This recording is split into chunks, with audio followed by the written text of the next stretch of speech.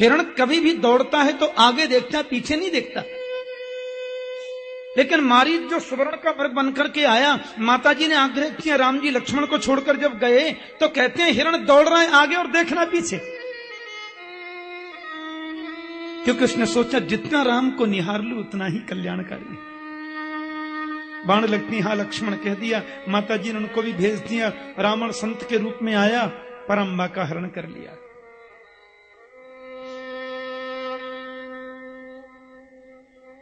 दक्षिण भारत में एक ग्रंथ है। दक्षिण की यात्रा पर जब मैं था तो मैंने उस ग्रंथ का हिंदी रूपांतर देखा, तमिल भाषा में था। एक इतनी विचित्र बात लिखी उस ग्रंथ के महापुरुष ने कहा कि माता जानकी जी के हरण से लेकर के अपनी मृत्यु पर्यंत रावण की दृष्टि में जानकी केवल माता ही थी और कुछ नहीं थी। उन्होंने वहां तर्क प्रस्तुत किए। वो संत लिखते हैं कि रावण ने यदि जानकी जी का स्पर्श करके उनको रथ में बिठाया, आकाश मार्ग से ले गया, तो उसके सिर के 100 टुकड़े क्यों नहीं हुए? क्यों? क्योंकि रावण को तो शाप लगा हुआ था कि काम भावना से किसी भी नारी का तुम स्पर्श करोगे तो तुम्हारे सिर के 100 टुकड़े हो जाएंगे। तो माता जानकी जी को हरण करके ले जा रहा है, तब सिर के 100 टुकड़े क्यों नहीं हुए? तो संत ने अपना तर्क प्रस्तुत करते हुए कहा, क्योंकि माता जानकी जी के हरण से लेकर अपनी मृत्यु पर्यंत रावण की दृष्टि में वो केवल मां ही हैं और कुछ है ही नहीं। क्योंकि उसको शाप लगा था, किसी भी स्त्री को तुम काम भावना से स्पर्श करोगे अपनी पत्नी के अलावा तो तुम्हारे सिर के टुकड़े हो जाएंगे, मर जाओगे। पर यह शाप थोड़ी लगा था कि माता जी को भी उठा करके बिठाओगे तो तुम्हारे सिर के 100 टुकड़े होंगे। इससे सिद्ध होता है कि रावण माता का ही भाव था जानकी के प्रति। तो कहते हैं फिर उन्होंने अपने आप तर्क दिया। फिर उसने ये क्यों कहा जानकी जी से अशोक वाटिका में, तब अनुचरी करहूं पन मोरा, एक बार बिलोक मम ओरा। चाहता था कि माता वास्तव में आपकी दृष्टि पड़ने से ही मेरा कल्याण होगा। इतनी स्त्रियों को मैंने यहां चुरा करके रखा हुआ है, ये और मैं हम सब पाप के भागी हैं, लेकिन मुझे लगता है कि आपकी कृपा दृष्टि यदि मेरे और इनके ऊपर पड़ जावे तो हमारा और इनका सबका कल्याण हो सकता है। तब अनुचरी करहूं पन मोरा, एक बार आप कृपा दृष्टि डाल दें, क्योंकि माता की दृष्टि जिस पर पड़ जाए उसके सारे दोष माफ, 100 खून माफ। जटायु को जब राम जी ने गले से लगाया और जटायु जी का दाह संस्कार किया, जबकि पक्षी का संस्कार ऐसा करना नियम विरुद्ध है, और भगवान ने जटायु का दाह संस्कार किया तो लिखा है कि जटायु हरि का रूप, राम का रूप लेकर के वैकुंठ गया, हरि का रूप ले लिया, उसको मुक्ति मिल गई। तो प्रश्न होता है कि जटायु को मुक्ति क्यों मिली? क्योंकि मुक्ति को पाने के लिए जिस सर्टिफिकेट की जरूरत होती है वो जटायु के पास में तो था ही नहीं। एक तो पक्षी, और पक्षियों में भी सबसे निकृष्ट पक्षी यदि कोई होता है तो वो गिद्ध होता है। सामिस भोगी, सामिस भोजी होता है वो। ये गिद्ध जो होता है मरे हुए पशुओं को खाता है। उस परिवार में जन्मे थे जटायु जी। फिर उसको मुक्ति क्यों मिली? बोले सत्संगी होंगे। जटायु ने अपने जीवन में किसी संत के पास बैठकर 2 मिनट सत्संग किया, ऐसा हमने किसी शास्त्र में नहीं देखा। फिर जटायु को मुक्ति क्यों मिल गई? बोले जटायु माला जपते होंगे, 50 माला रोज, श्री राम शरणम मम, है तो माला भी तो कभी उन्होंने जपी नहीं। गिद्ध जाति में जन्म लिया, मांस भक्षण करने वाला परिवार, माला कभी जपी नहीं, सत्संग कभी किया नहीं, फलाहार एकादशी व्रत शिव चतुर्दशी कभी रहे नहीं। फिर जटायु को केवल मुक्ति नहीं, तुलसी बाबा तो लिखते हैं कि वो हरि का रूप दूसरा राम बन गया, और हरि रूप लेकर के जटायु सीधा वैकुंठ गया। क्यों? बोलो उसमें कोई सद्गुण नहीं था, मुक्ति का एक भी सर्टिफिकेट नहीं था, फिर भी उसकी मुक्ति इसलिए हो गई कि माता जानकी जी को बचाने के लिए जटायु ने अपने प्राणों की बलि लगाई, प्राणों की बाजी लगा दी। और माता जी को बचाने के लिए जब वो दौड़ा आकाश मार्ग में, तो माता जानकी जी की दृष्टि उस पर पड़ गई, और जैसे कृपा दृष्टि माता जानकी जी की पड़ी तो वो संत भी हो गया, भगवंत भी हो गया और मुक्ति भी पा लिया। मां की जिस पर कृपा, उसके लिए कौन बड़ी बात है। इसलिए रावण कहता है जटायु पर दृष्टि पड़ गई तो वो मुक्त हो गया, राम बनकर चला गया। मुझ पर और इन पर दृष्टि पड़ जाए तो हम सबका कल्याण हो जाएगा, क्योंकि उसको ये कंफर्म तो हो ही गया कि राम जी साक्षात भगवान है।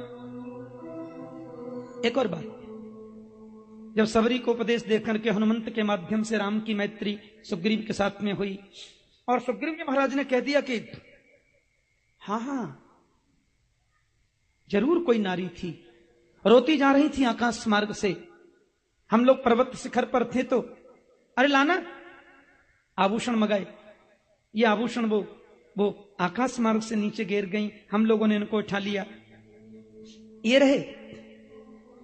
लक्ष्मण जी ने तो कह दिया ना हम जानामि केयूरे ना हम जानामि कुंडले नूपुरे त्वभि जानामि नित्यम पादाभिवंदनात्।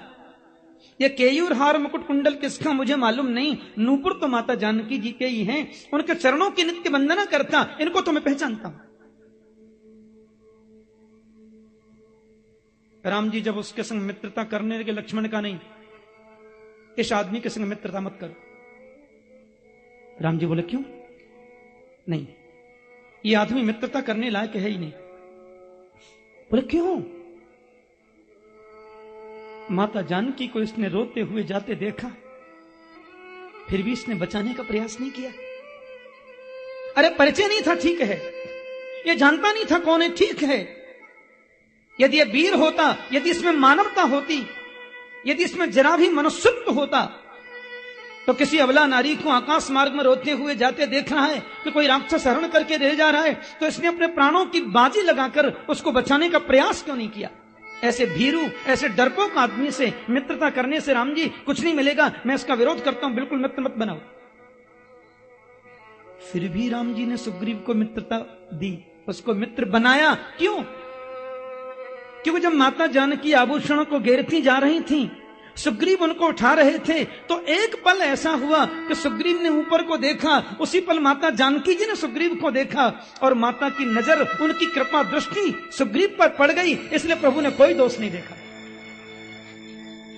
और सुग्रीव को मित्रता का पद प्रदान कर दिया।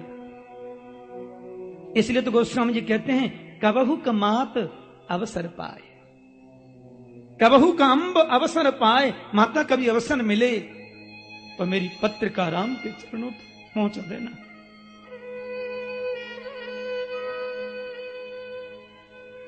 क्योंकि आप उनके अति निकट हैं। मां की दृष्टि जिस पर पड़ जाए उसकी मुक्ति में संदेह कैसा? फिर तो बाली का उद्धार हुआ, सुग्रीव को गद्दी मिली, बाली के पुत्र को अपने सेना में प्रभु ने लिया, और सब लोग जानते हैं लंका में श्री हनुमंत लाल पधारे और हनुमान जी महाराज 3 विघ्न आए थे रास्ते में, और हुआ ऐसा कि अक्षय कुमार का कल्याण हुआ, लंका जल गई, मुद्रिका दे दी थी, चूड़ामणि लाकर के राम जी को समर्पित कर दी, भगवान रामेश्वर की स्थापना हुई, विभीषण की शरणागति हुई, और राम रावण योर युद्धे राम रावण योरिव, राम रावण का बड़ा भयंकर संग्राम छिड़ गया। और अंत में 31वां बाण जब उसकी नाभि में लगा विभीषण के इशारे से, और रावण की मृत्यु हो गई। 14 वर्षों तक अयोध्या में किसी ने अपने घर में दीपक नहीं जलाया। राम के बिना घर में प्रकाश कैसा? 14 वर्षों तक अवध में किसी ने अपने चरणों में पादुका नहीं पहनी। रघुवर नंगे चरणों से वन में भ्रमण करते, हम पादुका कैसे पहने? 14 वर्षों तक किसी ने अयोध्या में बेटा बेटी का विवाह नहीं किया। विवाह करेंगे तो मंगल गीत गाना होगा, राम नहीं तो कैसा मंगल? यह वैचित्र है।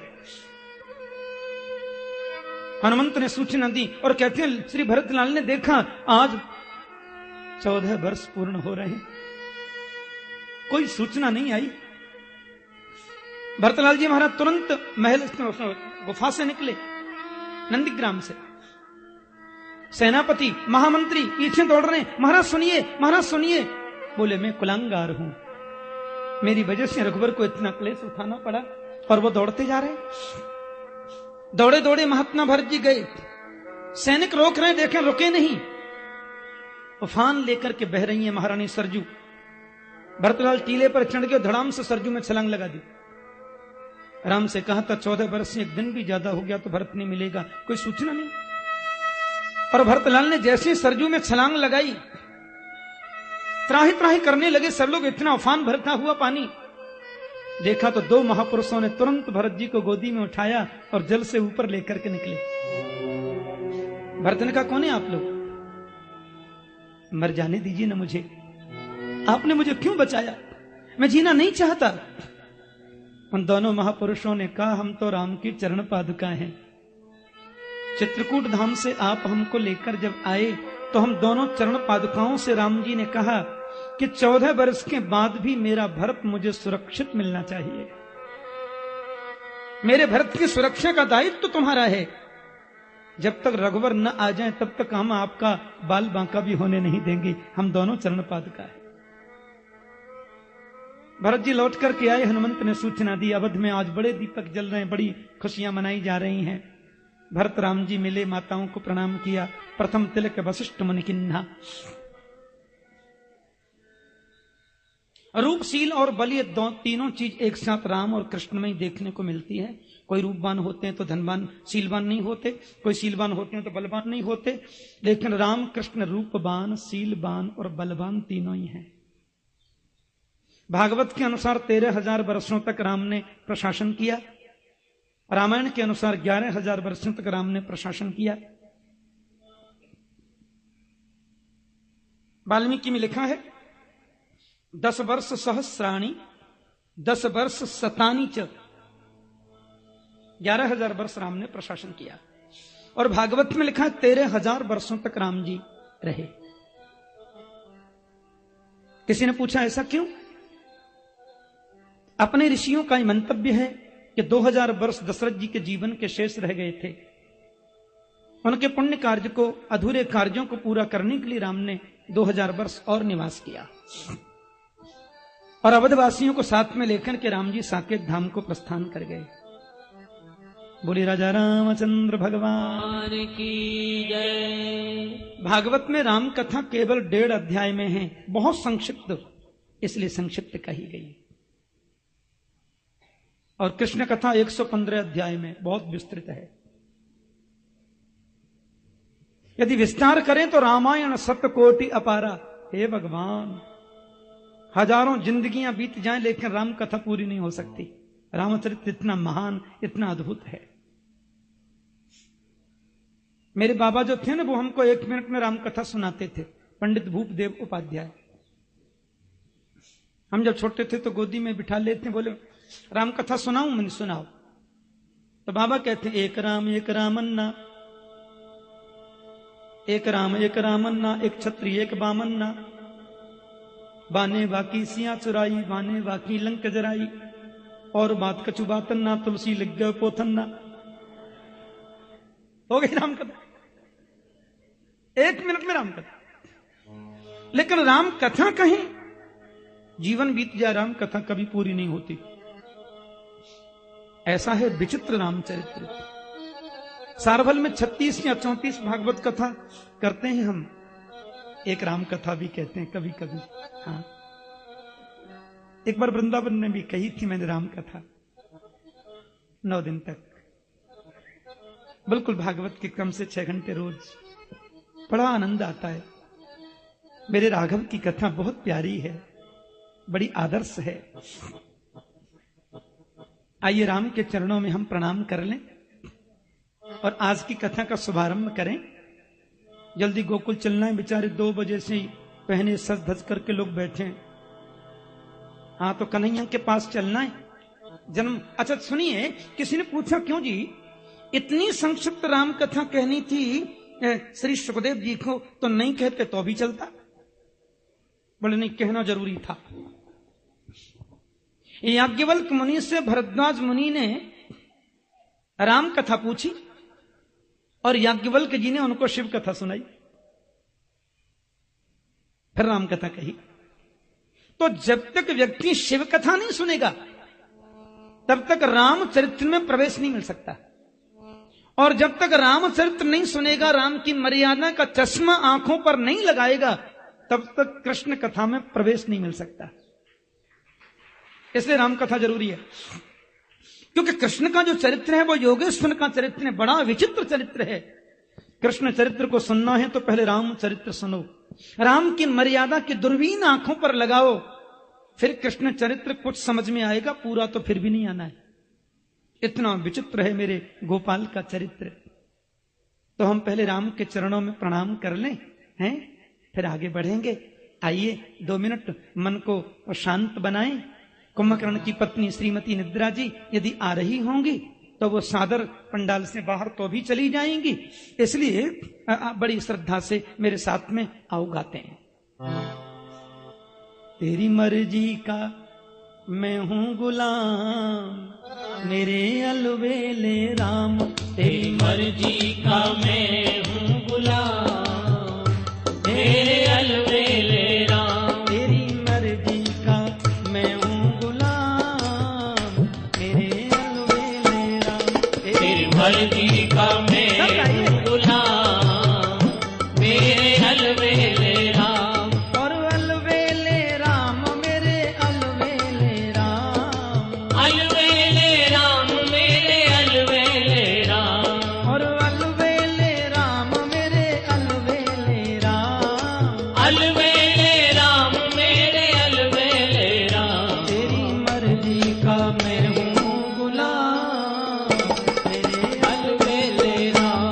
तेरी मर्जी का मैं हूँ गुलाम, मेरे अलवेले राम। जो भी करा ले हूँ मैं तुम पर नीचावर।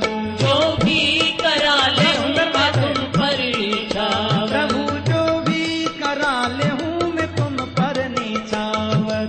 जो भी करा ले हूँ मैं तुम पर नीचावर। क्योंकि दौलत मेरी तेरा नाम, मेरे अलवेले राम। दौलत मेरी तेरा नाम, मेरे अलवेले राम। तेरी मर्जी का मैं हूँ गुलाम, मेरे अलवेले राम। तेरी मर्जी का मैं हूँ गुलाम, मेरे अलवेले राम। हरि बोल। है ना?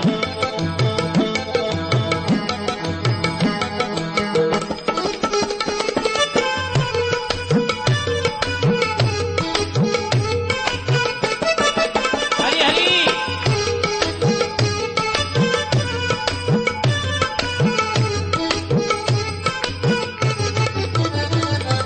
थक भी गया हूँ इस लंबे सफर में, हाँ, थक भी गया हूँ इस लंबे सफर प्रभु में। थक भी गया हूँ इस लंबे सफर में। थक भी गया हूँ इस लंबे सफर में। मेरा ढीना हुआ है हराम, मेरे अलवेले राम। मेरा दीना हुआ है हराम, मेरे अलवेले राम। अलवेले राम मेरे अलवेले राम। अलवेले राम मेरे अलवेले राम। प्रभु अलवेले राम मेरे अलवेले राम।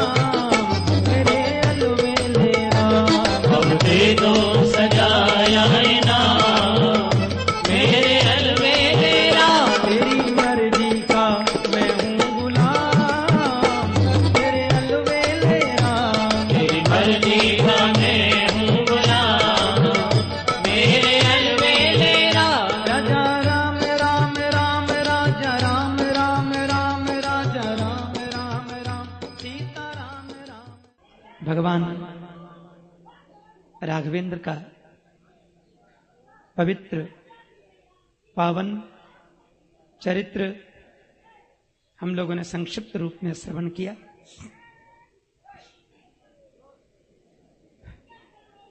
बोलो जय श्री कृष्ण। भगवान श्री राम के पावन चरित्र में कहते हैं, अथात श्रूयतां राजन् वंशः सोमस्य पावन यस्मिन्नैलादयो भूपा कीर्त्यन्ते पुण्य कीर्तयः। राजन, मैं तुम्हें चंद्रवंश कहता हूं, जिस चंद्रवंश में गोविंद पधारे। बिल्कुल मन को एकाग्र करिए। रामकथा में जितनी एकाग्रता से आप थे वैसी एकाग्रता रखें, अच्छा लगेगा। नारायण के पुत्र ब्रह्मा हैं, ब्रह्मा के पुत्र अत्रि हैं, अत्रि के पुत्र चंद्रमा हैं, चंद्रमा के पुत्र बुध हैं, बुध के पुररबा इसी वंश में गाधी, गाधी के तने विश्वामित्र, गाधी की बेटी के बेटा जमदग्नि, उनके पुत्र परशुराम आदि। विश्वामित्र महाराज के वंश में कई पीढ़ी बीत जाने के बाद एक राजा हुए, नहुष। नहुष महाराज के 6 पुत्र हुए, यति, यजाति, संजाति, आयति, वियति, कृति। उसमें यजाति नाम के जो द्वितीय पुत्र हैं उनका विवाह शुक्राचार्य की बेटी देवयानी से हुआ। देवयानी का अपराध किया था ना शर्मिष्ठा राजकुमारी ने, इसलिए शर्मिष्ठा उनकी दासी बनकर ससुराल में आई। राजा ने दासी को भी पत्नी के रूप में स्वीकारा। यदुंच तुर्वसुं चैव देवयानिभ्यजायत द्रुहियुं चानुं च पूरुं च शर्मिष्ठा वार्ष पर्वणि। यदु और तुर्वसु ये 2 पुत्र हुए महारानी देवयानी के, और द्रुहियु, अनुपुरु 3 हुए शर्मिष्ठा के। ध्यान से सुने।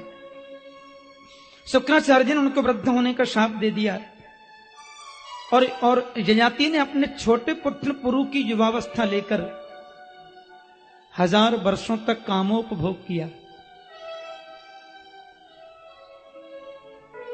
कामनाओं की तृप्ति, कामनाओं की शांति कभी कामोपभोग से संभव नहीं है। इनको तो जितना अपन प्रशमन करेंगे, वश में करेंगे, तो ही संभव है। राजा जजाति के मन में आज बहुत ग्लानि हो रही है। पुत्र की युवावस्था लेकर मैंने कामोपभोग किया, लेकिन तृष्णा न जीर्णा वयमेव जीर्णा। शरीर जीर्ण हो गया लेकिन तृष्णा जीर्ण नहीं होती।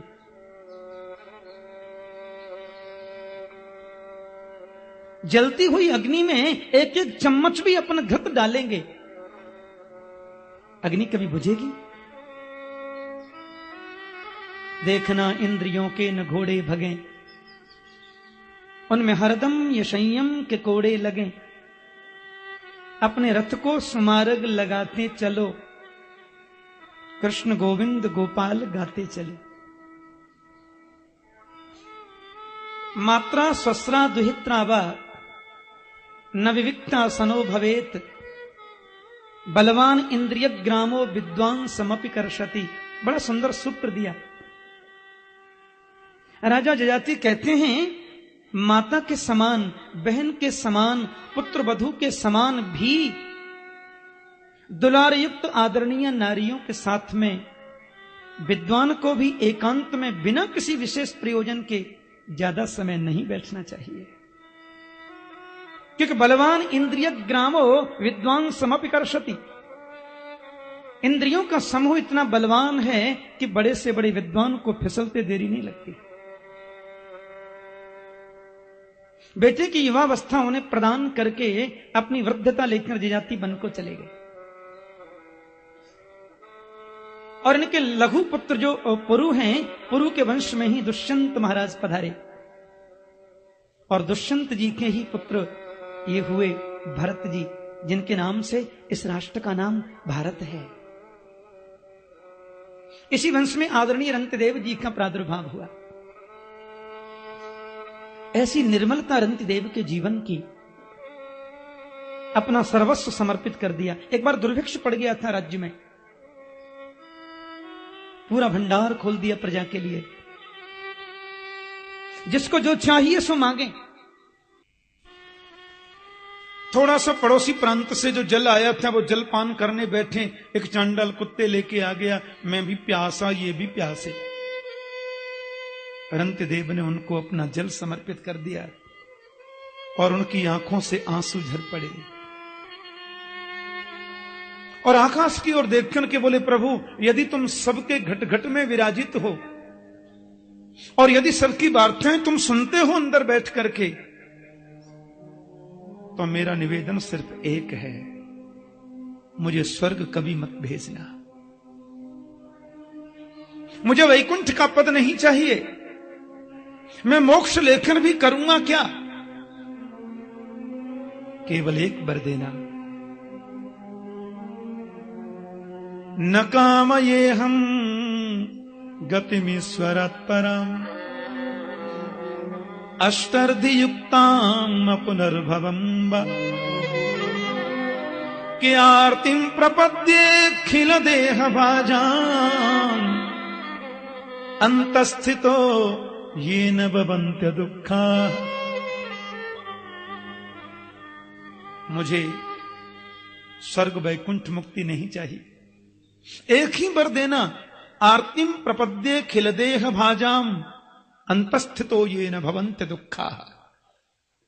दुनिया के जितने प्राणी हैं, जितने दुखी जीव हैं, उनके दिल में जाकर मैं बैठ जाऊं और उनके दुख का अनुभव मैं करता रहूं।